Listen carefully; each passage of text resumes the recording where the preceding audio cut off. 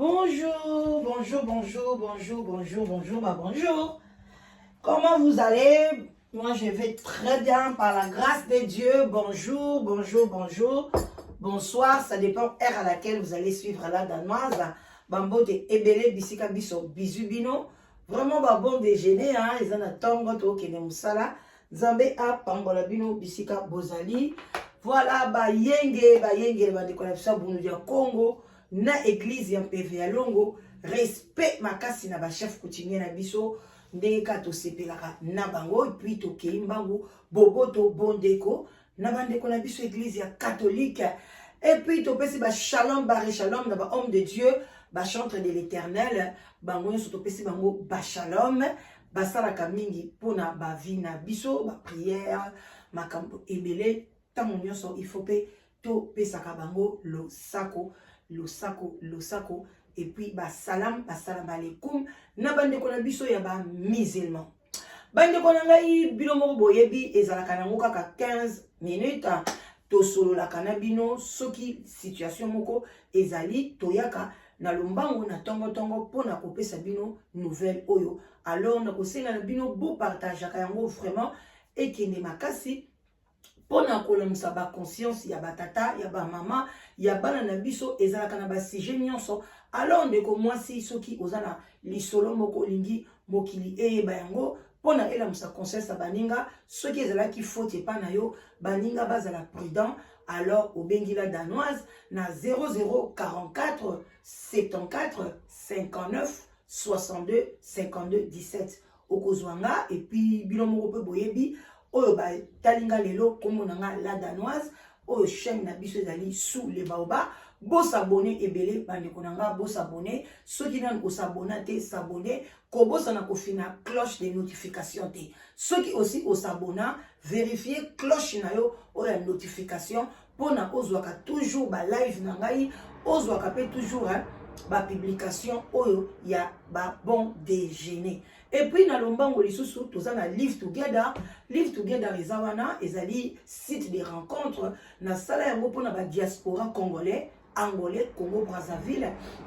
En bref, lingalaphone, francophone, boya ebele na site de rencontre, na lukela rabatu basi, na lukela rabatu mibali. En tout cas, site moko sérieux, organisé, inscription eza gratuit. Yo yaka okoyeba obligation nini yo okozanango, devoir nini okozanango pona ozwa mobali ya bien. Et puis tozana pe topesa pe conseil ya kitoko o esala ke vie na yo ezwa moi stabilité. Alors sans tarder bandeko nanga bino moko boyebi eza bon déjeuner to vanda et puis to meka ko décortiquer ka o tozui et bongo bokoyeba ndenge nini ya ko betela ngo sete. Et puis voilà quoi bandeko nanga oyo nyonso bolingaka la danoise. En tout cas na lobi susu bambote ebele ezali bon déjeuner moko pati moko pa café ezalaka bien assez sous le baoba. Ba chef coutumier na biso vraiment le sako bango pe nsamba na bango ezangaka te. Pourquoi pas moi longwila le tokope sala bango bien tokomi na biso pe na moi mai ebele bandeko nanga mai ebele pona toujours ozala bien ko éviter ba corona, ko éviter ba maladie ebele. Mai ezali eloko oyo esokolaka biso na kati ya nzoto eza na sukalité eza na mungwate. Donc eloko ya bien na nzoto ya mutu ezali mai jamais causer au problème lobaka ke tozala na ba pays sous-développés place ke mai ebebi ekoti microbe. Alors bandeko na ngai ndeko mobali aye na lombango na kombo ya Dadou. Papa Dadou alobi la danoise tala makambu ekomeli ngai eza vraiment epesi ngai pasi na mawa ezotinda ngai vraiment na boma libala. Donc ezo nazo ebate na sali nini na mokili pona na kutana na bakaya boy. Nalobi papa Dadou problème ezali nini? Papa Dadou alobi na biso alobi la danoise nazalaki na muninga na ngai moko to zalaka na ye to yebana to sololaka. En tout cas tozalaka na biso bien ngai lokola mwasi nanga akufaka déjà natikala ngai moko na bana puis bana pe bakoli ba tante na bango vraiment ba aida ngai mingi ba bande kokola mingi pa ya ba tante na bango na France bande kwa mama na bango ba senga kaye bazwa bana ya bande atala bango de temps en temps bana penza bakoli pe bien baza na relation ya kitoko na papa na bango alors ya bande kofanda souvent ye moko alors après les années ndeko camarade na ye wana connaissance on peut dire alobi na ya lobi papa Dadou nazali na nièce na ngai moko aza na bana misatu aza ye moko aza mwasi moko courageuse asalaka na ye mwasi moko gentil en tout cas aza koluka mobali yango nalobi mpona nini ozala yo moko okoki kobandela vie na yo okoki korefaire vie na yo papa Dadou alobi la danoise ezalaki mpe occasion moko ya bien tala kaka en tout cas alobi na ngai vraiment mosala ozosala ya live together kolukela batu basi kolukela batu mibali nzamba kopambola o mingi ndeko nanga oyebi te combien ozali kosunga communauté parce que ezalaka facilité pona même pona biso mibali kobandelaka lisusu vie kotiaka lisusu bamatoi mwasi asala bacaprice ezalaka facilité alors ntango namoni occasion wana vraiment salaki ngai esengo makasi alors batata nyonso oyo boza na problème wana moi entre parenthèses ya koboya bacaprice ya basi ozotie lito azosala azolinga neti non yaka pa ya la danoise na site na nga awa mwasi ayebi kaye koluka mobali na ye caprice eza te asali caprice obwakisi ye ozwi mosusu basi baza ebele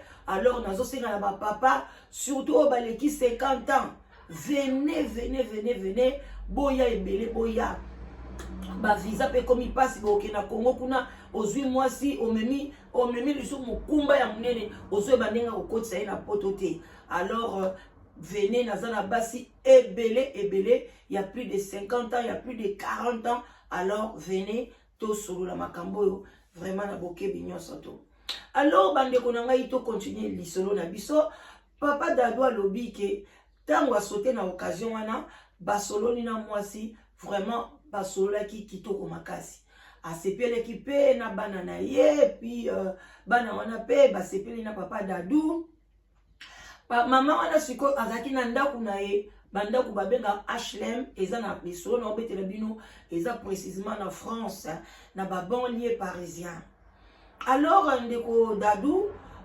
babandi kosolola lokwa ndeko Dadou abandaki l'air mwasi na ye akufaki bazwaki bana epa ya grand ya nani ya ndeko mwasi apréféraki ndaku oya ye apesa yango epa ya ndeko wana ya mwasi pona aobokola na ye bana na ye bien ye azwa na ye chambre moko afutelaka alingaki kofanda na ndeko mwasi te talaka kai kokoma lisusu abimi na ye alobi loko apréféraki atikala bokola bana papa Dadou a décidé ki yende abima na ndako alors papa Dadou foutait la chambre na ye moko de temps à autre kenda otala bana bayokani après une année bandeko na une année ya fiançailles une année ya koyebana il fallait ndeko Dadou siko akende kokota na ndaku ya mwasi wana parce que aza déjà na HLM eza soki 3 chambres à coucher pour naza na mwana mobali aza pe na bana basi donc eza vraiment bien alors tant ya koti donc na 2020 pour na tokota 2021 nde ba eko décider donc après 2 ans ya relation vous comprenez une année ba vanda qui séparé papa Dadou a koti kuna fandi na une année nde ba eko décider basala mariage bande kona ngai banda papa Dadou ayeba mama wana aloba na ye eloko nga na osunga yo na bando futela yo loyer ata soki naza na ngai na tovandi na ensemble te de col de temps en temps banda okende kuna papa Dadou okelala ne kuna abina ndo futela yo loyer ndeko mwasi en tout cas totangi kombo na ye na kombo ya Gertrude alobi que non loyer na ye ezalaka 800 €. Papa Dadou akakola te asalaka musala ya bien azana ye posé alobi problème ezate bosana mbongo loyer mbongo wana oyo bana ofutela loyer sala ba provision yeba ndenga osomba kabelo na yo yeba nenga ko bongisa ndaku donc ngai papa Dadou na lingaka soin voilà. Papa Dadou pendant 2 ans a futelaka mwasi wana oto ke le 3e année yango a futelaka mwasi wana chaque mois a versaka 800 € na compte na ye pona afuta ndaku.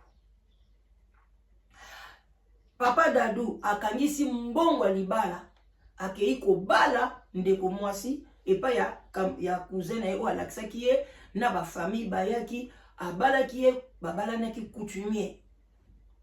Alors lelo yo bazaki basi basali date awa na juillet il fallait babala na commune. Ndeko Dadou alobi na mama lobi non nalingi adresse nanga lokola etikala ezalaka awa te nalingi avoto bala na commune na kotisa adresse na dossier to koma dossier moko. Mama pe aboyi te, Gertrude aboyaki te, mais Gertrude abosani boyo kalikama munene. Gertrude azaki nango na mbongo ya loyer nzoka ndenda kwa banda kofuta kaka 300 €, mais akosaka papa Dadou ke afutaka 800. Bande konangai ba mama congolaise, moi entre parenthèses nayebaka te ki moyibi oyo tozalaka nango lokuso mbongo tozalaka nango nayebaka te eutela biso wapi. Basi oyo bakutani na ba jigolo okomona bazo nyoko makoleisa ba jigolo, mais bino batu bokutani na mibali oyo bazo responsabilité na bino bozo kokotisa lokutana moyibi tozo yeba te mukili ezokende wapi. Papa Dadou alobi na ye ake na commune ndenga kende kokotisa ba papier balobi na ye il faut aya na ba papier ndenge bafutaka ndaku pendant 3 mois et puis ba papier mususu biloko mususu abengi ndeko mwasi azaki na musala asala na ye pe temps plein te alobi na ye akende na tiroir tel omoni so okoti na chambre okeboy osali boy na gauche okomona farde moko eza wana ba facture nyonso tu eza no okomona penza na landisa bango bien okomona penza ya mois ya avril okomona ya mars okomona pe ozwa bongo kinango. Ndeko Dadou tango ake azwi ba papier wana tangi to etu akomi nango na commune acheki penza kate ake kaka koti yango et papa et puis bapesi pe rendez-vous mususu ka ndenge ezalaka tango azongi abandisi kotala ba papier yango kotanga amonake loyer ya mama wana ezalaka 300 €. En tout cas Ndeko Dadou esali passe alobi ba ngai ndenge nazalaka nazofutela ye 800 banda na yeba ye napesaka 800 € ya loyer bandanga na ye kovanda awa nazo contribuer mbongo kolia a contribuer même pas pour na libala na ye na bimisi mbongo na bali ye mwasi onga nazo tia motema to vanda liweka bola biso nzoka zo kosanga na makamba minene boy bande ko pendant 2 ans et demi to okende 3 ans azwaka papa wana 800 afutaka kanda ku 300 500 wana lekra likolo achaka ngo wapi. Ce que tu sali ba calcul, l'air papa Dadou azalaki na ete. Yemo abanda ko bimisa 300 na yemo ko na poche afuti nda. Les autres papa Dadou ta moyen na vie na ye. Azo pesa ye 800. Donc 300 oyo abanda ko utiliser liboso abombi. Azwi 300 oyo ye pa afuti na ndaku na mbonga papa Dadou atikali na 500. Donc azalaka na 800 chaque mois oyo ya ye moko oyo ye bani na mbongo ya papa Dadou te na budget na bango te. Botela lokuta ndenge vandi na communauté. Bo partager ba maman basala biloko boye botika eza malamu te. Papa Dadou za mutu. Azape na bana oya ye akokipe kokipe 100%. Azape na bande kona ye papa Dadou botama na mama na tata na ye bazali. Papa Dadou zoni yoka mazoke ndeko sala. Papa Dadou sala rappel ba dimanche ba samedi azoke ndeko sala na bato bazo benga ye eloko na biso ko baby pona papa Dadou za makasi na musala maboko. Okutani na o penda ba bengi pinake okutani na diama ya mbujima ya munene. Mais oyebi ko lengela mote okay ozo lenga ekweyo sko na zelo. diamé melemi ozo e batendeni o monango ba biloko aboye bande kunanga komi nanga ko chité. Papa Dadou azoni na ndaku avandi une semaine. Azalaki nzoto malili, biloko nyonso nzoto elembi. Moi ça bandi ko papa Dadou na ebeli oboyete. Problème ni nozolia malamu te, eloko te, problème ni abi mama problème ezate. Jour mosu avandi 6 mois si, 27 jeté d'abi, okoye bisanga azongi sine pe ba papier place ezalaki, akalia moka ba photo. Yebisanga pende exactement ndako ezalaka combien. Abi o papa Dadou, ndako banda kalo yebizaka 800. Alobi oza sûr ofutaka 800. Oh na futaka 800. Abosani ke papa Dadou azoki ba papier ndako, amemaki yango na commune pona ba asa enregistrer na adresse wana. Bande kunanga yi likambo somo, likambo mawa. Papa Dadou aleli alobi mama, olingi nini pona vie na yo? Pona nini lokuta boye? Tala ba papier ofutaka 300. Mama jetri de maloba esiliye. Bino bolobi nini na papa Dadou. Papa Dadou akei ko benga cousin. Ayebisi cousin bavanda cousin bi moi si nino pesa kingai. Est-ce que ezali ke pona boyi banga mbongo cousin lobi ote limbisa ye kaka ba caprice kaka ya basi cousin azali ko pesa ado atikali koloba na papa Dadou teke asali mabe yazolo bakaka limbisa ye olena a reconnaître que ndeko na ngaza muyibi makamba sale za malamu te funa solola na ye non yazolo ba limbisa ye ezaka ba caprice ya basi. Alors biso ba congolais moko to lingi ko kunda mabe. Donc ndenge ba yesa bino le pardon e komaka facile. Et le ko so ko sala mabe ba ko limbisa nga sinote soka limbisi nga ta kokota lola te. Bongo yo muto zo yiba. Yo muto zo sala mabe. Soki ba limbisi yo. OK, muto na limbisi yo kanti yo kota lola na masumu yo memi. Mbongo amuninga zo mona pasi. Onyokoli boye bande konanga to sala biloko aboyete. Alors papa Dadou alobila danoise mema lisolo na communauté bongo na yoka nanu ba conseil ya communauté ba koloba nini mais papa Dadou ponanga lobaki ako continuer lisusu na mwasi yote ti lelo papa Dadou en tout cas bazanda komoko mais papa Dadou azali azopesa apesi alobina azo contribuer. Vraiment papa Dadou alobi ako salela e calcul pendant 2 ans et demi. Donc, combien? 24 mois, plus quelques mois, 500, azongi selae. Sinon, te libala et kozalate. Bolobinini, bande konanga, afou. Voilà.